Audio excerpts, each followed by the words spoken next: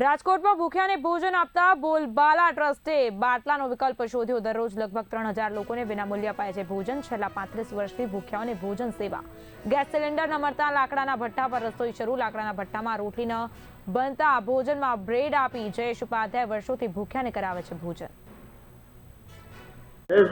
ચૂલા ઉપર રાંધવાનો વારો આવી ગયો છે, ગેસ સિલિન્ડર મળી નથી રહ્યા, યુદ્ધની પરિસ્થિતિ ચાલુ છે। રાજકોટની અંદર બોલબાલા ટ્રસ્ટ સેવાનું કામ કરે છે। ભૂખ્યો ઉઠે ભૂખ્યો સુવે એની ચિંતા છે અને ડિઝાસ્ટર હોય, ડિમોલેશન હોય કે કોઈ પણ આપત્તિમાં બોલબાલા ટ્રસ્ટે લીડ લીધી છે। કોવિડમાં 20 લાખ લોકોને જમાડી અને એ દિવસો પણ રાજકોટમાં કોઈને ભૂખા સુવા દીધા નથી।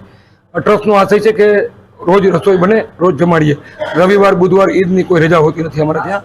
લોકોનું લોકડાઉન ન થાય એની ચિંતા હોય છે અને ખાસ કરીને થોડા 2-4 દિવસથી ગેસ એજન્સીઓ તરફથી બાટલા પ્રોપર ને પૂરતા મળતા નથી। 10 માગીથી 2 બાટલા આપતા હોય છે, માંડ આપતા હોય છે। કાલે બાટલા આવ્યા જ નહીં, એટલા માટે અમારે રોટલી બનાવવામાં મુશ્કેલી પડી અને બ્રેડ મગાવવી પડી। આજે ઈચ્છા એવી છે કે જિલ્લા વહીવટીતંત્ર અથવા તો કોઈ પણ લોકો અમને સપોર્ટ કરે। જો બાટલા પ્રોપર ને પૂરતા મળી જાય તો બોલબાલા ટ્રસ્ટનું સેવાનું કામ અવિરત ચાલુ રહે અને બોલબાલાનું અન્ન ક્ષેત્ર આ સૌરાષ્ટ્ર ગુજરાતમાં રાજકોટમાં કોઈ ભૂખ્યો ઉઠે ભૂખ્યો સુવે નહીં એ સંકલ્પ સાથે કામ કરી રહ્યું છે। તો અમે સપોર્ટ કરવા વિનંતી। આજે જ્યારે બાટલાની શોર્ટેજ થઈ છે એવા સમયે લાકડાનો યુઝ ચાલુ કર્યો।